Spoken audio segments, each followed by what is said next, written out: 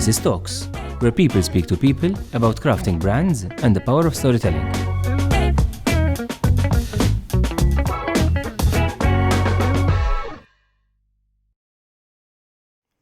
Gilbert, how are you? Thank you so much for being with us. Thank you. Thank you very much for the invite. I'm always excited about episodes of Talks, but this being the 8th episode, I'm feeling very comfortable interviewing a fellow marketeer. Thank you. And in fact, we aptly call this the life of a CMO. So you are obviously the Chief Marketing Officer of Chiliz Group. You handle brands that are very noticeable to sports people, sports fans like me, like Socios.com, so on and so forth. And you've done some fantastic marketing work throughout the years. What I would love to focus on today, in the few minutes we have together, is about the marketing profession, is about the life of a chief marketing officer, and how is your typical day? So you're a CMO of an international company. You are telling me almost 400 people. From where do you want to start? From when I get my kids ready for school? Not the firefighting mode, we'll get to that. Exactly. So in reality, kind of the first thing I really focus on is actually on the self-care bit, right? So because I think that we try to take care of lots of different things, whether it's business, people, family, and what have you. But I think the first thing that we need to do is actually time for ourselves, right? So the first thing I try to do very early morning is get some time to train, right? To kind of get going for the day. And then more on a serious note, more on the business side of things. I've been following very closely kind of how product teams work, right? Okay. And I've been inspired a lot kind of by the agile methodology. I know it's a lot of theory. I don't adapt all of that, just to be very clear. But one thing that I've implemented, which really worked wonders for us, is the daily stand-ups. Uh-huh. So I reserve like 15 minutes early morning, right, every single day, with the team reporting into me. And that is the time and we're strict about the 15 minutes, right? And you'll be surprised how much you can cover in 15 minutes. Do you stand up? Do you really stand up? Yeah, I mean, as much as... That's one of the struggles I have. Yeah. I mean, now I want people to really actually now have a desk that actually goes up, right? So it helps me. It helps me a lot in that.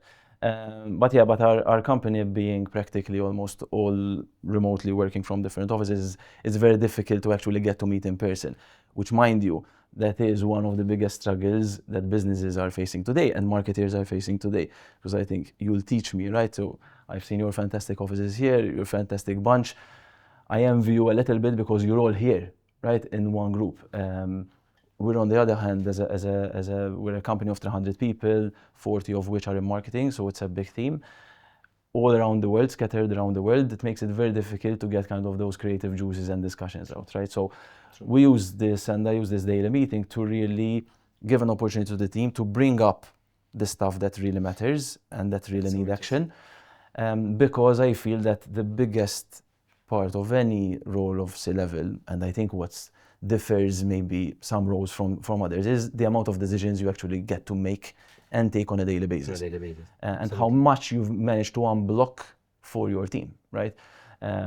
So that is an important part kind of what I do. Then the rest, unfortunately, is a lot of meetings, a lot of virtual meetings. So they aren't as fun as they used to be before. Looking at screens all the time. And ultimately trying to make the right decisions, but also quick decisions to enable the team to move very quick, right? So we work at the intersection of crypto and sports, arguably two of the fastest industries around, and if you're late, you're late. So we have to be late to the party. Exactly, we have to be very, very active and reactive. Can I just jump straight into a question that me and you were discussing offline, but I'm really interested to hear your feedback about this. As Concept, you may focus a lot about the respect to the marketing profession. I personally feel very strongly about this. In fact, even in our questioning when we were discussing, I mentioned the element of what I feel is potentially the lack of respect when compared to legacy professions. Legacy professions like accounting, legal counsel, so on and so forth. How do you feel about this as a CMO actively working in Malta, but obviously your exposure is global?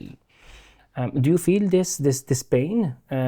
Is it just me that's feeling it? No, I enjoyed our therapy session in reality. No, because at times we don't get to actually spend time with fellow marketeers in certain positions, right? So and pain is very similar. So everyone looks at their own bubble and everyone thinks that their situation is the situation. But in reality, there are a lot of shared pains, which is fine. I guess it comes with any role and it comes with the title, right, itself.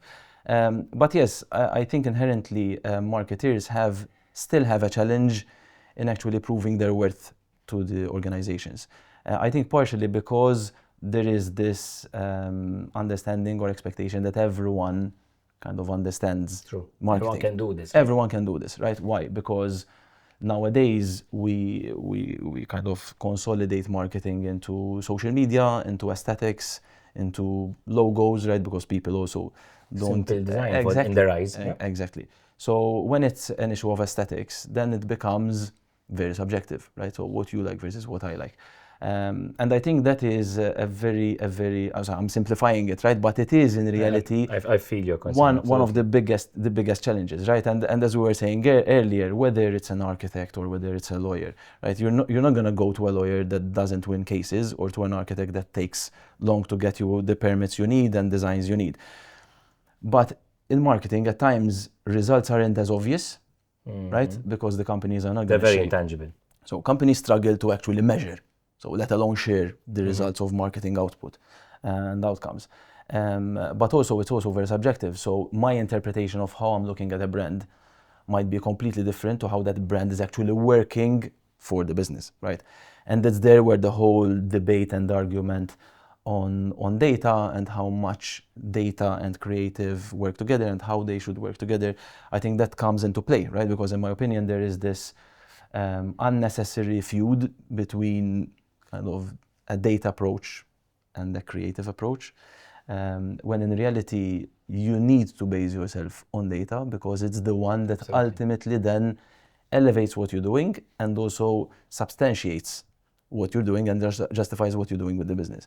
So I think, I don't know whether to call it lack of respect or maybe lack of education, or maybe it's because people do not understand yet that marketing, even though it sounds a simple term that anyone can do, there are so many facets of it, right? So social media is one simple part of it. And also doing social media right, whether it's the frequency, the cadence, timing, how you're gonna hop on trends, making sure to post the right content, post something that doesn't help your brand, and you'll find out very, very quickly, right? So it's not just about your audience will make you aware. Exactly. It's not just about fancy reels, right? But then when we talk about the marketing spectrum, then again, let's compare it to lawyers, right? So you have commercial lawyers, you have family, you have criminal litigation, marketing. You have whether it's brand, whether it's creative, it's design, video, user experience, conversion rate optimization, paid CRM, different types of CRM approaches today, SEO. So there's so much that one needs to cover, and I think companies are not seeing all of this, right, and how this can actually come together to benefit. And it's a massive jigsaw puzzle, particularly when it comes to, as you mentioned, the data-centric approach and the content approach. Yes. Talking about content, we are all exposed to so much content, right? From a corporate point of view, brand point of view, personal point of view. How do you, and how when you lead a high-performance team as you are doing, how do you sift through the noise? Because there's so much noise. I don't know if you feel, but I feel there's so much noise. Yes. Like in the case of talks, for instance, we created talks to have meaningful, impactful conversations.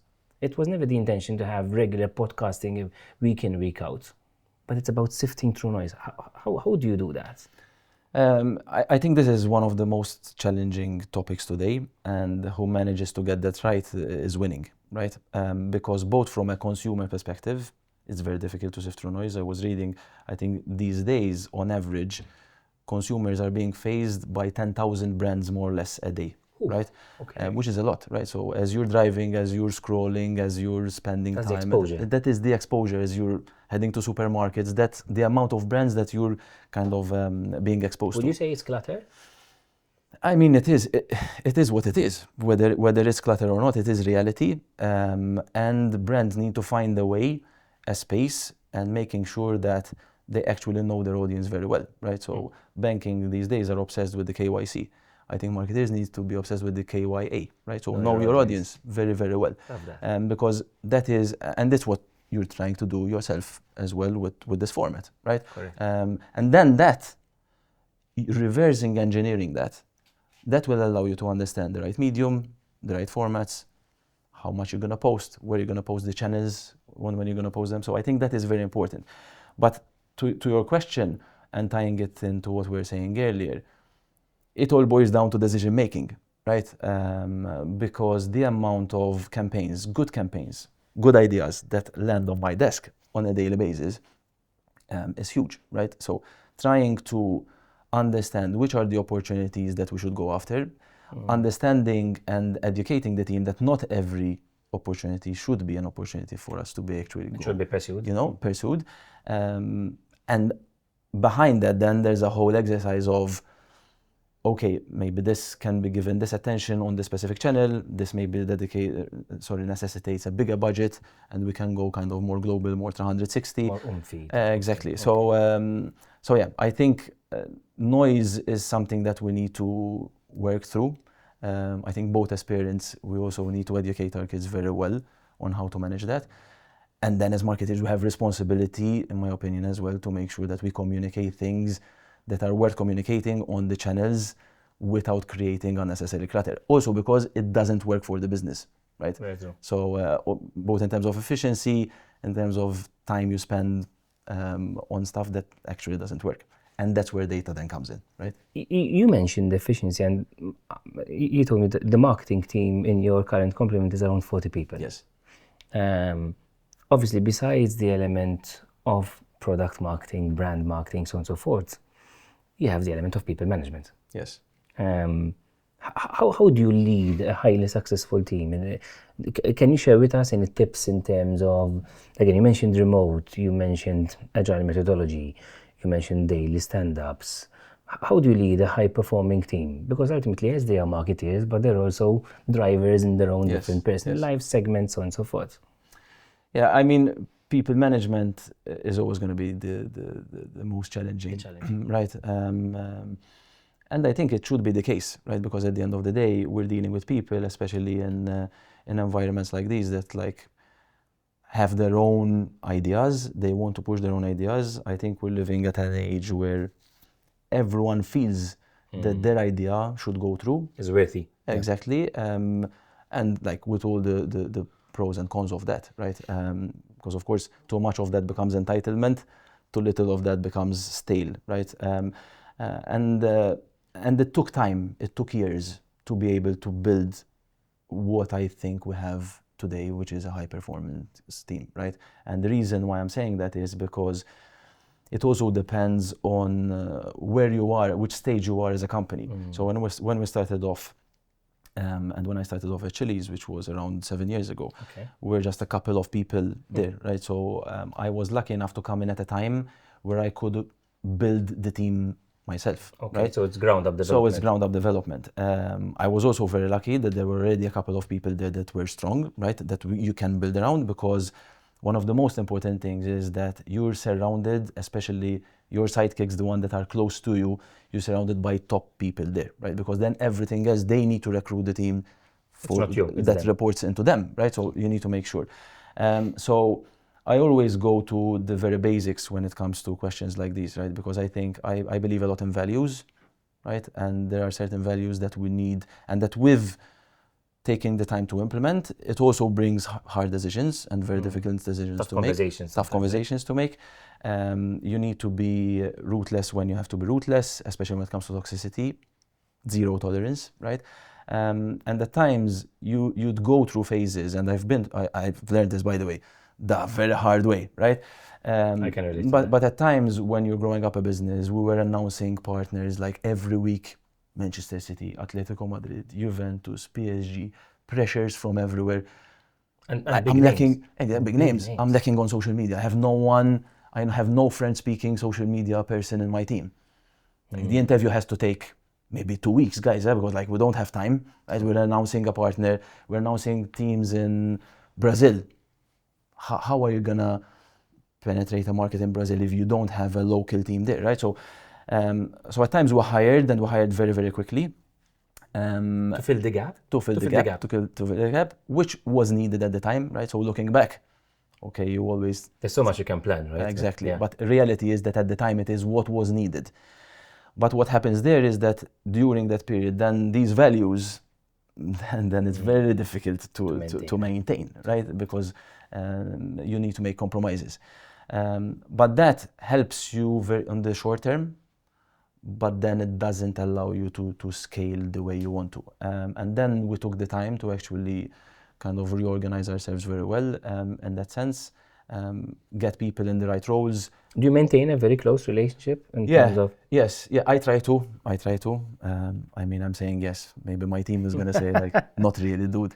But yeah, we'll let them be the judge. Yeah, exactly. I try as much as possible. I'm not gonna be shy in saying that. I also have. So I'm a planner. I'm an organizer, right? So I'm a very pragmatic person. I think there are different approaches for marketers, and also back to your original question, I think one of the most important thing in creating a high performance team is understanding your strengths and your gaps. And your weaknesses. Right? Correct. Because it is very, very important that you're surrounded by people that are better than you in the areas you need. And that is something that at times people kind of on the seat would say, oh no, like listen, like I'm experienced, I have 20 years of experience, but in reality things are moving so fast. Sure. Today we have AI tools coming out, we have different social media.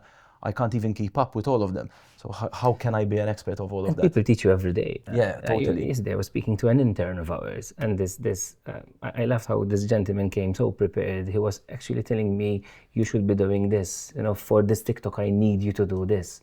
And is listening such an important part in your daily life? It has to. There were times where I was stubborn, right? And like, listen, I had my own views on things, and I bulldozed certain ideas through. There were times where I was right. There were other times where I wasn't. And I guess that comes also with time, right? So I'm going to be 40 very soon, so I feel like I'm getting a little bit old now, or hopefully a little bit more mature to allow myself. But it comes, so even when talking about high performance team, then when you have the confidence in your team, then your perception and your way of approaching marketing and team management changes. Right. So today I am much more confident in the team I've built. Right. So that means that you can lean on them more, you can trust them more. What we refer to micromanage less, right? But I think there's time for everything. There are different phases.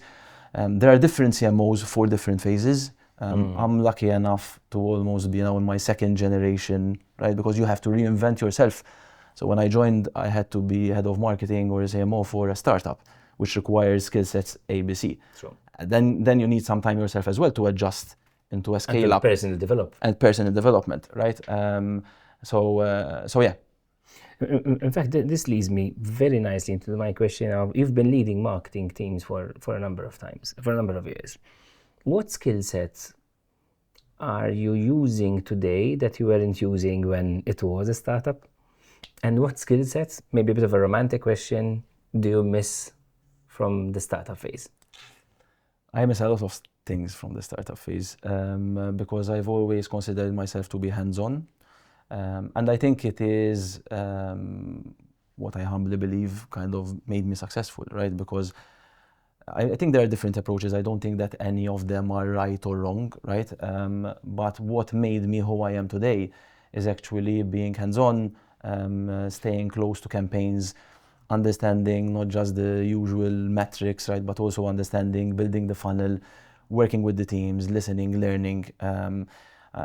When you are in a position like this, then you turn into a generalist, right? So you need to surround yourself with specialists, but you need to also have direct experience running some of those channels to be able to to give advice, to then yeah. exactly be able And to make challenge, to yeah. challenge and make the right decisions, right?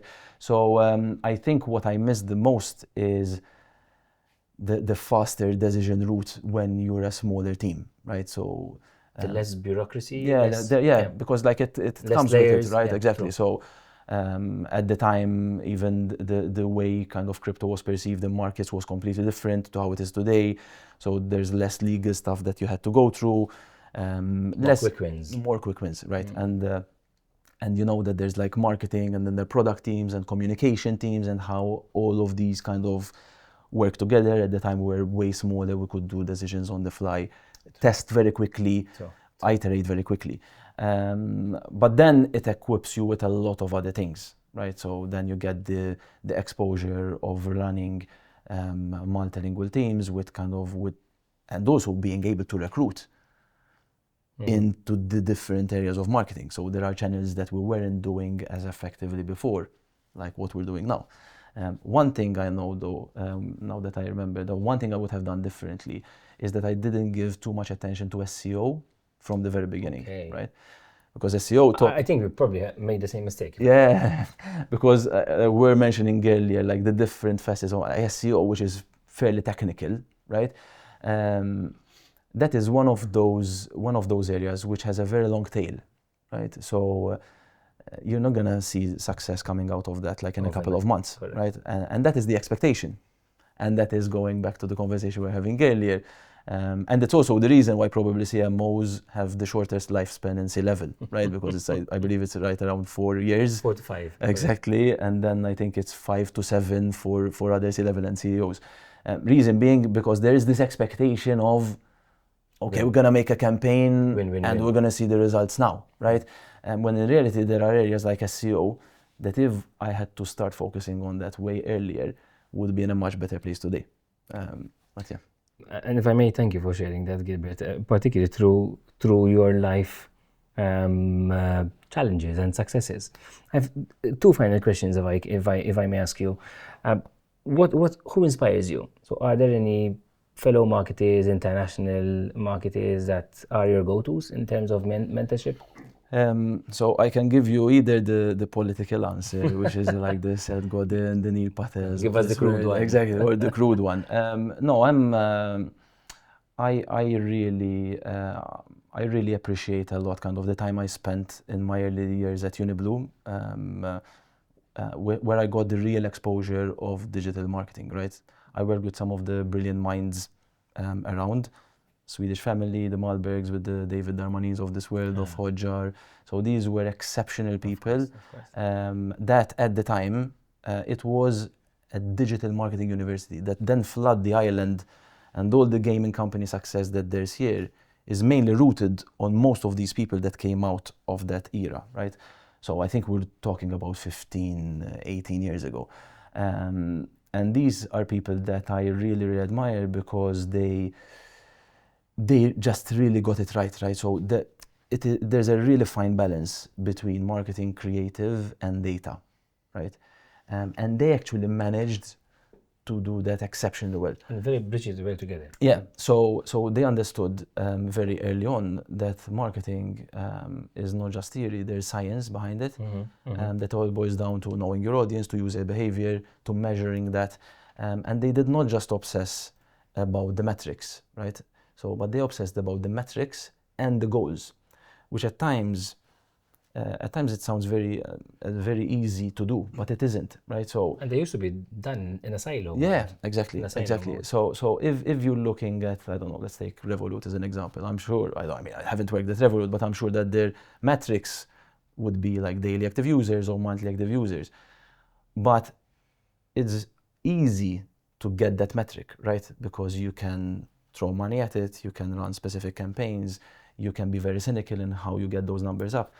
But making sure that those metrics run equally with the goal, which is being kind of the money app that everyone uses. Correct. That then adds a layer of guardrails, right? That brands need to be able to move forward. And that brings in all the UX, and that brings in all the CRM, all the tone of voice. And it's there where then having the right people that understand where marketing needs to be involved changes everything.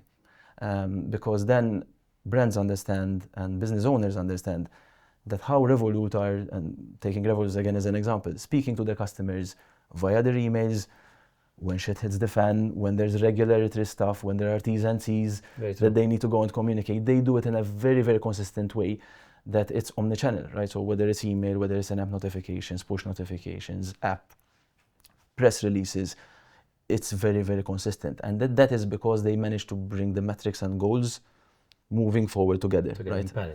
Whilst many times marketeers are asked to focus on the metrics because those are the ones that are going to affect the bottom line. True. Talking about Revolut, it's so interesting because when I was at the Web Summit last year, they were actually celebrating how Revolut was a startup. We tend to forget that all these success stories came from someone who had this bright idea. And so recent. And I think it was 3 or 4 years ago. We had a life before Revolut. Exactly. Today, Absolutely. we cannot imagine a life without Revolut. And I'm also, I'm actually over 40, so I remember that life very well. Final question. First of all, thank you so much for sharing, even your personal insights, because I think this is very valuable. What's the future of marketing in your eyes? How do you see this industry growing? Yeah, I think it's gonna be very similar to when the internet came along and kind of disrupted all of the traditional marketing that used to happen before, right? So yesterday, I was actually spending time on what we refer to as the halftime meeting. So besides the dailies, we have a halftime. Okay. Very apt for a sports kind of. For a sports-oriented company. Exactly. So on Wednesdays, we get the full team to actually present in an hour the wins and challenges they had. So everyone can kind of spend, and that's open for everyone in the team, right? Oh, wow. Okay. And one insight that came out of yesterday's session was that we're strangely seeing search volumes going down last quarter, right? And one of the reasons why that is happening is because the user behavior is actually changing because people are going on either ChatGPT, they're even using Google through Gemini, and rather than using the typical keywords, they're actually writing sentences as if they're having a conversation with someone. Sure. So one of the hypotheses that we have of such a dip is also because we're seeing a shift of people that are getting their information from other sources other than Google, right? So the way AI is going to impact the next decade is out of this world. Then again, this week, the team was working with, I think, 4 different AI tools, so the creative team, to actually come up with a very quick pitch video. So we had a campaign that we were going to launch to actually bring a storyboard and a script to life in 3-4 days to enable us to pitch it better, right? So how many times did we invest time in documents, in script writing, in concepts, that then when we come in front of take a couple of weeks decision makers to actually make the call, maybe they're not understanding the document enough, maybe they're not understanding the script, maybe we are not verbalizing or visualizing it well. If you use AI to speed track that process and be in a position to actually run a very, very raw video, a raw hero video of what you expect, the concept, it changes everything. It changes the whole way you're gonna approach that and pitch that. So I think that is gonna materially change the way we do marketing. Also, one last thing I wanted to mention is, let's also not forget how we're also consuming ads in the last couple of years. So we went from a time where you would only see the ads if you landed somewhere and then there's a cookie pixel and then we keep retargeting you, to a situation where today content is sporadic. So if today you're looking on how you're gonna bake a banana cake, right? Then at one point you're getting 6, 7, 10 videos of different types of banana cakes, and then there are interstitial ads over there, and there's a cocoa powder that they're trying to sell over there, and some protein shake that looks kind of in the background. So as a society, we've kind of accepted the fact that we're gonna get bombarded by ads in every single interaction. I think some of us actually welcome it. Yeah, you know? Yeah, as well. And also that the fact that content now is going so sporadic. So people, if we're public figures, people are not just interested to hear about us. I mean, look at what Trump is doing, right? So they're not interested to just see kind of his political stances, but he's actually going random posting all sorts of stuff, right? With any type of content. With any type of content. So yeah, I think that's gonna be the next phase we have to. It sounds very to manage. It sounds very exciting. Gilbert, I'd love to thank you for two main things, if you allow me. First of all, again, for sharing your personal insights. It's so. Okay. I felt so comfortable sharing, and you mentioned the therapy session. Let's have more of those whenever you want, from a fellow marketer, and also, if I may, for bringing back a bit of a nostalgia mode to the Concept Stadium team, the element of sports values. Obviously, yes. This organization started off inspired by sports. That's why we called it a virtual stadium. And I think the fact that you are working in this space, and I hugely congratulate you for what you've achieved, really demonstrates, if I may, the power of the Maltese population as well. Yes, totally. Thank you very much. Thank you so much.